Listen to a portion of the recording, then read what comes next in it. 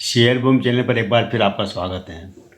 दोस्तों, आज हम फिर येस बैंक के ऊपर चर्चा करेंगे। येस बैंक के शेयर में कुछ खबरें बनकर आई है, इसी कारण ये शेयर में लेकर आए और मेरे दर्शक ने जानकारी मांगी है कि जो खबर आ रही क्या सच है।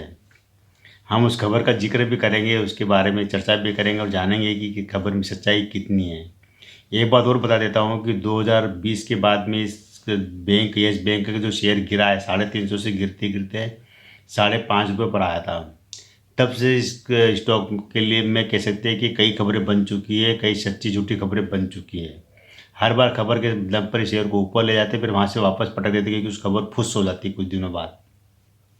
तो ऐसे में क्या होता है कि जो निवेशक होते हैं वो फंस जाते हैं। अभी भी पिछले साल भी इसके अंदर बड़ी खबर निकल कर आई थी, तब भी ये शेयर चढ़ते चढ़ते 34 रुपये तक गया था। वहाँ से गिरते गिरते वापस 20 रुपये पर आ गया।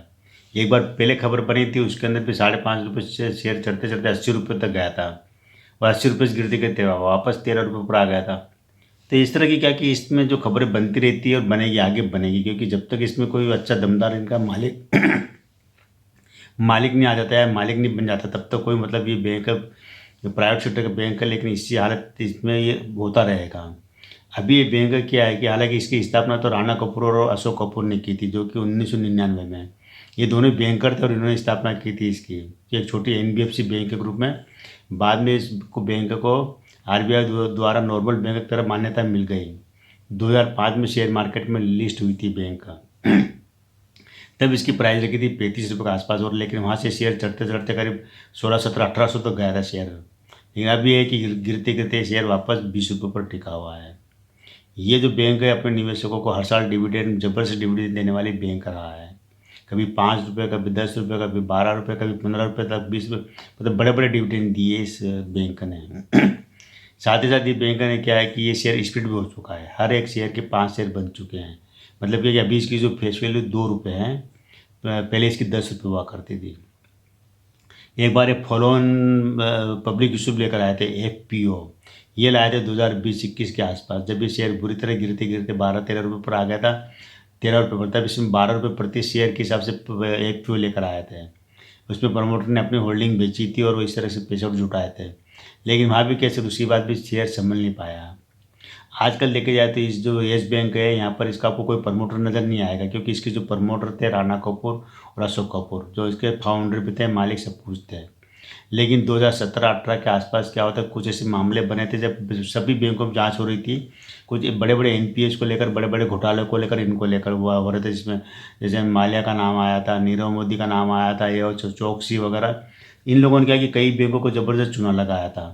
तो उसमें क्या येस बैंक भी लपेटे में आ गया था। येस बैंक इसलिए लपेटे में आ गया था जांच के अंदर, क्योंकि चाहे सरकारी बैंक हो चाहे निजी बैंक हो, सबकी जांच हो रही थी।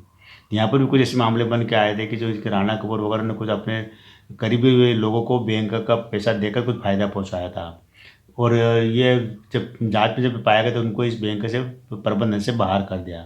अब राणा कपूर का कोई इसके अंदर रोल नहीं है, उनको पर इस बैंक से बाहर कर चुके। बैंक के फाउंडर रहे, लेकिन उनको अब, क्योंकि ये बैंक का क्या होता है आरबीआई के नियम से चलता है, और बैंक में जो भी पैसा होता है वो सारा पैसा पब्लिक का होता है। तो नियम के अनुसार कभी भी आरबीआई वगैरह इनको अपने हाथ में ले सकती है। उसी के अंतर्गत आरबीआई ने इस बैंक को राणा कपूर से छीन कर अपने हाथ में लिया और बाद में इसके अंदर कुछ 11 बैंकों का कंसोर्टियम बैठाया था। मतलब उन लोगों के हाथ में इसका संचालन दे दिया, जिसके अंदर एसबीआई था, एचडीएफसी, आईसीआईसी बैंक, करीब 11 बैंक है। ये 2000 ये जो मैं 25 बता रहा हूँ ये 20-21 के आसपास की बात है। तब ये शेयर में जब पूरी तरह गिरा था, उसके बाद में बैंकों को ये संचालन दे दिया था। तब से ये इसको क्या हुआ था कि एसबीआई ने पैसा लगाया था, इसके अंदर करीब 18,000 करोड़ रुपये लगाया था। 24% होल्डिंग एसबीआई के पास है इसमें। बाकी कुछ एचडीएफसी के पास है, कुछ आईसीआईसी बैंक के पास है, कुछ दूसरी बैंकों के पास है। तीन लोगों ने क्या कि बैंक पैसे की जरूरत पड़ती है, पैसा लगाया और बाद में इस बैंकों को चला रहे हैं। आज भी बैंक अच्छी स्थिति में है। जो देश के कई जिलों में इनकी ब्रांच है, 130 के आसपास ब्रांच इनकी है। साथ ही साथ इनके देखे जाए तो कई एटीएम भी है, और वो सारे जो काम करते जो नॉर्मल बैंक होती है ना, उसी तरह सारे काम करते। चाहे उनका एटीएम मतलब डीडी बनाना, एफडी बनाना, लोन देना है, लोन वसूल करना, मतलब जो भी जो काम होते हैं, ऑटो लोन, निजी लोन, फाइनेंस, सारे लोन वगैरह बैंक एक नॉर्मल बैंक की तरह काम कर रही है। और लोगों का जो विश्वास डगमगा गया था। बीच में क्या हुआ था कि जब ये बैंक बुरी तरह गिरा था और बड़ी बड़ी खबरें निकल के आए थे, तो काफ़ी लोगों ने पैसा निकाल लिया था। लेकिन जब से ये इसको वापस जो एसबीआई वगैरह के हाथ में ये बैंक है, तब से देखा जाए तो बैंक वापस लोगों का विश्वास जमाने में कामयाब रही है। लेकिन हम बात करें शेयर मार्केट के इन्वेस्टरों की, तो अभी तक इस शेयर मार्केट में जो इन्वेस्टर है बैंक में, इस जो येस बैंक में, उनका विश्वास जीतने में कामयाब नहीं हो रहा है बैंक। क्योंकि शेयर जब भी किसी भी लेवल पर जो इन्वेस्टर पैसा लगाता है वहाँ से फंस जाता है, उसको निकलने का चांस ही नहीं मिलता है। अभी जो मेरे जो दर्शक जिन्होंने जानकारी मांगी है, उन्होंने अभी पिछले दिनों जब ये शेयर 30 रुपये का 30 के ऊपर निकला था तब उन्होंने ख़रीदा था, लेकिन उसके बाद शेयर वापस गिर गया। क्योंकि तो उसमें एक खबर बनकर आई थी कि जो कोई बड़े लोग इसके खरीदने वाले हैं, ऐसी खबर निकल कर आई थी। और एक खबर निकल कर आया, उसके बाद एक और खबर आ गई थी कि जो SBI अपनी होल्डिंग बेचेंगे, जो 24% वो बेचेंगे, वो भी नहीं हुआ। तो वो मामले बने नहीं है। अभी जो इसमें जो खबर बन रही है, वो खबर ये बन रही है कि इसमें जो जापान की कोई बैंक है, सिमोतोमो मुत्सुबिशी, ऐसी कोई जो बैंक है वहाँ की, और एक जो अमीरात की जो बैंक है NBD। ये जो बैंक, बड़े बड़े बैंक है, इसके अंदर जो येस बैंक में 51% होल्डिंग खरीदना चाहते हैं। हालांकि अभी तक कोई मतलब SBI वगैरह ने ये कोई डिक्लेरेशन नहीं दिया कि वो अपनी होल्डिंग बेचेंगे या क्या करेंगे। RBI से वैसे कुछ आया नहीं है, लेकिन इसे खबरें मार्केट में कि वो जापान की बैंक, बहुत बड़ी बैंक, वो खरीदना चाहती है। अमीरात की बैंक है जो सऊदी अरब के, वो इसको खरीदना चाहती है, इसके अंदर मतलब बड़ी पैसा लगाना चाहती है। जब से शेयर 350 रुपये से गिर के 5.5 रुपये पर आया था 2020 में, तब से लेकर अब इस येस बैंक में इतनी खबरें बन चुकी है, इतनी झूठी और सच्ची खबरें बन चुकी है कि किसी भी खबर पर यकीन करना बहुत मुश्किल है कि ये खबर सच्ची है या झूठी है। मज़े की बात तो ये है कि जो लोग ये खबर को उछाल रहे हैं या छाप रहे हैं या अपने पोर्टल पर दिखा रहे हैं, वो भी लास्ट में ये लिख देते हैं कि हम इस खबर की सच्चाई का दावा नहीं करते हैं। तब किस बात पे यकीन किया जाए और किस बात पर इसके अंदर इन्वेस्टमेंट किया जाए? क्योंकि यहाँ पर लोग फंसे पड़े हैं। सबसे बड़ी बात है कि जब शेयर 350 रुपये पर हुआ करता था 2018-19 में, उसके बाद गिरते गिरते 5.5 रुपये पर आ गया था। हालांकि उसके बाद फिर एक बार 80-90 रुपये तक गया था, लेकिन अभी एक शेयर का काफ़ी दिनों से 3-4 साल से कह सकते हैं कि केवल 20 रुपये के आसपास से ट्रेड कर रहा है। बीच में फिर ये 34 रुपये तक गया था, अभी पिछले साल की बात है। वहाँ से वापस गिर के ये 20 रुपये पर आ गया। मतलब इसका रेंज बन चुका है कि ये 20 से 30 के बीच में घूम रहा शेयर। एक बार इसके अंदर FPO भी लाए थे, तो जो 12 रुपये प्राइस रखी थी, मतलब फॉलो ऑन पब्लिक इशू, ये 2020 में लाए थे। उसके बाद भी ये शेयर मतलब उम्मीद थी कि संभल जाएगा, लेकिन संभलाने वापस गिरते चले गया। पहले हम जान लेते हैं इसका डेटा। तो अभी इसका जो करंट जो प्राइस चल रही है वो करीब 20 रुपये के आसपास चल रही है। मार्केट कैप इसका है 63,020 करोड़ का मार्केट कैप है। ज़बरदस्त मार्केट कैप है इसका। एक साल का हाई देखेंगे और लो देखेंगे तो 15.50 रुपये का इसका लो रहा है। एक साल का हाई रहा है 32.85 रुपये का, वही 34 रुपये में बताता हुआ रहा है। एक साल का ऑल टाइम का अगर देखेंगे तो 1886 रुपये का हाई रहा है और 5.65 रुपये का इसका लो भी रहा है। जब 5.65 जब ये गिरा था 2020 में। स्टॉक पी इसका है 35.3 का स्टॉक पी है। बुक वैल्यू इसकी है 14.03 रुपये की। तो बुक वैल्यू के आसपास ये शेयर अभी आपको मिल रहा है। बुक वैल्यू 14.03 रुपये की और करंट प्राइस 20 रुपये, तो बुक वैल्यू के आसपास मिल रहा है शेयर। ROC इसका है 5.83 का ROC है, ठीक है, बहुत अच्छा नहीं है। ROE इसका 3.18 का है। एक बार बता दें कि ROE इनका जो पहले जो 2020 में -68% था, 2021 में -13% था, अब जाकर ये प्लस में आया कि ये भी प्लस 3.18% का हो गया ROE, return of equity. Face value इसकी 2 रुपये है। रेवेन्यू की बात करेंगे हम उसके बाद मार्च में देखा जाए तो मार्च 2024 में 7,458 करोड़ का रेवेन्यू आया था। 5,309 करोड़ रुपए का इनको ब्याज मिल चुका है इन्होंने, और 3,340 करोड़ रुपए इनका खर्चा हुआ। नेट प्रॉफिट हुआ था 467 करोड़ का। जून 2024 यहाँ पर 7,725 करोड़ का रेवेन्यू आया। ब्याज के रूप में चुका है 5,486 करोड़ और 2,820 करोड़ का इनको खर्चा हुआ और 516 करोड़ नेट प्रॉफिट इनका लगातार बढ़ते जा रहा है। अच्छी बात है, रेवेन्यू बढ़ता जा रहा है, खर्चे भी बढ़ते जा रहे हैं। खर्चे थोड़े कम हुए हैं, मतलब सितंबर से लेकर अब तक करीब 100 करोड़ रुपये खर्चा कम हुआ, तो वो प्रॉफिट में आ गया, अच्छी बात है। सितंबर 2024 अभी जो लेटेस्ट रेवेन्यू आया उसमें 7,737 करोड़ का रेवेन्यू आया। 5,544 करोड़ रुपये इनका ब्याज भी चुका है, 2,984 करोड़ रुपये खर्चा हुआ। नेट प्रॉफिट हुआ 567 करोड़ का। यानी कि जो पिछले सितंबर का रेवेन्यू से अभी इनको रेवेन्यू डबल से भी ज़्यादा हुआ। पिछले साल का जो प्रॉफिट, पिछले साल के प्रॉफिट से करीब डबल से भी ज़्यादा इनको प्रॉफिट हुआ इस बार। अच्छी बात है ये कि जो 243 करोड़ से बढ़ते बढ़ते 567 करोड़ तक प्रॉफिट, अच्छी बात है इस बार।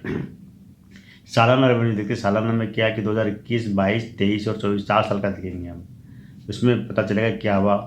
तो ये जो 2021 में इनको 20,039 करोड़ का रेवेन्यू आया था, ब्याज के रूप में चुकाए थे 12,611 करोड़, खर्चा हुआ था 14,937 करोड़ का, और नेट प्रॉफिट था इनको -3,490 करोड़ का, मतलब घाटा गया था इनको 3,490 करोड़ का। ये 2021 की बात है, तब की बात है जब ये शेयर बुरी तरह गिरा था, जब कुछ मामले बने थे राणा कपूर के ऊपर, और राणा कपूर को इस बैंक से बाहर किया था, जेल भी हुई थी, ये सब कुछ हुआ था, वो एक बहुत बड़े घपले निकल के आया, तब की बात है ये।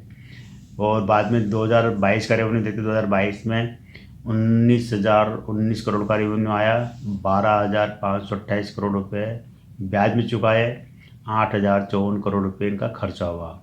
नेट प्रॉफिट हुआ था 1,064 करोड़ का। यानी यहीं पर आप देखिए कि जो पिछले 3,300 करोड़ का घाटा था उसको पाट के और 1,000 करोड़ के प्रॉफिट में आ गए थे, 1,064 करोड़ का प्रॉफिट आया था। ये तब आया था जबकि इस बैंक का संचालन पूरा मतलब अपने अधिकार में ले लिया था किन्ने, ICICI बैंक है, HDFC बैंक है, SBI, state bank of India है, और महिंद्रा बैंक, मतलब क्या कि एक नया टीम इसमें बना दी थी RBI ने। और अभी भी इनके हाथ में ही है, SBI की इनके हाथ में बैंक, काफ़ी सारी होल्डिंग उनके पास है। तब भी ये जो येस बैंक का वापस प्रॉफिट में आना शुरू हो गया 2022 से। 2023 में इनका जो रेवेन्यू आया था वो 22,702 करोड़ का आया, 14,800 करोड़ रुपये ब्याज में चुका है, और 10,371 करोड़ रुपये खर्चा हुआ, और नेट प्रॉफिट हुआ था 737 करोड़ का। यहाँ थोड़ा प्रॉफिट कम हुआ है। 2024 में 27,606 करोड़ का रेवेन्यू आया, 19,527 करोड़ रुपये खर्चा हुआ है, ब्याज में चुका है, और 13,350 करोड़ रुपये इनका खर्चा हुआ। नेट प्रॉफिट हुआ 1,285 करोड़ का। अच्छा प्रॉफिट, यहाँ पर प्रॉफिट का मतलब पिछले अगर देखा जाए तो 23 के मुकाबले यहाँ पर प्रॉफिट का 500 करोड़ का प्रॉफिट बढ़ा है, ये अच्छी बात है। सेल्स ग्रोथ देखेंगे तो 5 साल में इनकी 11% की रही है, 10 साल में 11% की रही है, 5 साल में 1% की रही है। सेल्स ग्रोथ देखेंगे तो 10 साल में 11% की, 5 साल में 1% की। प्रॉफिट ग्रोथ देखा जाए तो 10 साल में -2% का रहा है, और 5 साल में -6% का। CAGR देखेंगे तो -17% 10 साल में, 5 साल में -22%, ये बुरा है। और लाभांश देखें -1% और -10% जो 5 साल में, ये तो सब माइनस में चला, कोई प्रॉफिट में है नहीं। इसमें होल्डिंग की बात करेंगे तो FIS के पास होल्डिंग है 27% की होल्डिंग। यहाँ पर प्रमोटर नज़र नहीं आएंगे, बता दूँ आपको, इसलिए नज़र नहीं आएंगे कि इसके प्रमोटर थे राणा कपूर और अशोक कपूर, अगर इनको बैंक में कुछ घपले की वजह से कुछ क्या बड़े बड़े घपले किए, इस कारण इनको बाहर निकाल दिया और संचालन अपने हाथ में ले लिया था RBI ने, और बाद में टीम गठित की थी जिसमें SBI, HDFC वगैरह के, जो महिंद्रा बैंक वगैरह के, इनको टीम गठित कर उनके संचालन में काम कर रहा PH बैंक का है। तो यहाँ पर क्या FIS की होल्डिंग है 27% की होल्डिंग है, DIS की है 38% की, सरकार की 1% की, और पब्लिक की 34.78% की है। होल्डिंग ठीक है। यहाँ पर इसे एक बात बता दूँ कि इसके अंदर करीब करीब 24% होल्डिंग है SBI की है। ये इसमें करीब 11 बैंक है, जिसमें SBI, ICICI, HDFC है, ऐसी करीब करीब 11 बैंक है इसके अंदर है कि जो इसका संचालन करे, संभाल रहे हैं। सबके पास थोड़ी थोड़ी होल्डिंग है, लेकिन सबसे बड़ी होल्डिंग यहाँ पर SBI के पास है। तो SBI ने भी पिछले दिनों इसको बेचने की बात भी करी थी, जो अपनी होल्डिंग को, लेकिन वो शायद हुआ नहीं अभी, तो शेयर की प्राइस वो नहीं आ रही जो इनका इन्वेस्टमेंट था। तो 3 साल का लॉकिंग हुआ था, उसके अंदर क्या होता है कि जब SBI ने इसमें बचाने के लिए पैसे डाले थे और उसकी वजह से इनको शेयर मिले थे, तो उसकी 3 साल की लॉकिंग थी कि 3 साल तक बेच नहीं सकते। अब वो 3 साल पूरे हो चुके हैं, तब SBI कभी भी बेच सकता है उसको। ये सबके लिए लागू हुआ था उस समय कि अब 3 साल तक नहीं बेच पाएंगे जो भी शेयर खरीदेंगे। तो 2020 में बैंकों के कंसोर्टियम ने हिस्सा लिया था इसके अंदर, और अब हम आ जाते हैं कि इसके अंदर जो मालिक के पास, मालिक या मतलब जो बैंक के पास शेयर पूंजी कितनी है, तो 5,754 करोड़ की शेयर पूंजी है। रिजर्व इनके पास 35,453 करोड़ का रिजर्व है, बहुत अच्छा रिजर्व है इनका। लेकिन कर्जा ज़बरदस्त है, 3,46,737 करोड़ का कर्जा है। जितनी भी बैंक होती है, एनबीएफसी वगैरह, तो यहाँ पर कर्जा का लेवल आपको ज़्यादा नज़र आएगा, क्योंकि यहाँ पर पब्लिक का पैसा लगा होता है, पड़ा होता है, तो वो कर्ज ग्रुप में आता है। तो 3,46,737 करोड़ का कर्जा है, मतलब देना है। अन्य देनदारी 18,418 करोड़ की है। टोटल बनता है 4,06,362 करोड़। अचल संपत्ति अच्छे हाथों में, कभी न कभी इसका मतलब कोई अच्छा मालिक निकल के आएगा, जिसके अंदर से जो इस बैंक को चलाएगा। या ऐसा हो सकता है कि जो अभी वर्तमान में जो एसबीआई वगैरह जो इसको चला रहे हैं, वही स्थिति कई साल तक भी बनी रहे। लेकिन ये देखना जरूरी है कि हमारा जो पैसा अगर शेयर मार्केट में लगा, उसकी तरफ ध्यान देना चाहिए। बैंक कोई भी चलाए बंद करे, वो उनकी मर्जी, लेकिन हमारा पैसा डूबना नहीं चाहिए। तो आपको नज़र रखना पड़ेगी, खबरों पर मत जाइए। खबरें आपको बहुत ऑपरेटर गेम होते हैं इसके अंदर, तो खबरें भी आपको इसी तरह से बनाई खबरें मिलेगी। तो ये दोस्तों, येस बैंक के बारे में जो मार्केट में जो खबर आ रही है, तो मेरे एक दर्शक ने जानकारी मांगी थी कि इसमें क्या करें, क्योंकि उन्होंने करीब 30-35 रुपये के आसपास शेयर लिए हुए हैं। 30-35 रुपये प्राइस पर, जो पिछले साल चढ़े थे। लेकिन अभी शेयर 20 रुपये पर आ गया, उनको करीब 13-14 रुपये हर शेयर पर नुकसान हो रहा है। नुकसान बड़ा भारी है। जब भी इसके अंदर कोई तेज़ी का माहौल बनता है, या कोई एक अच्छी खबर आने के बाद ये शेयर उछलता है, तो आपको निकलने में फ़ायदा रहेगा। तो आज केवल दोस्तों इतना ही। कल फिर मिलते हैं हम एक नए वीडियो के साथ, नई जानकारी के साथ। तब तक इस चैनल पे बने रहिए, शेयर कीजिए, सब्सक्राइब कीजिए।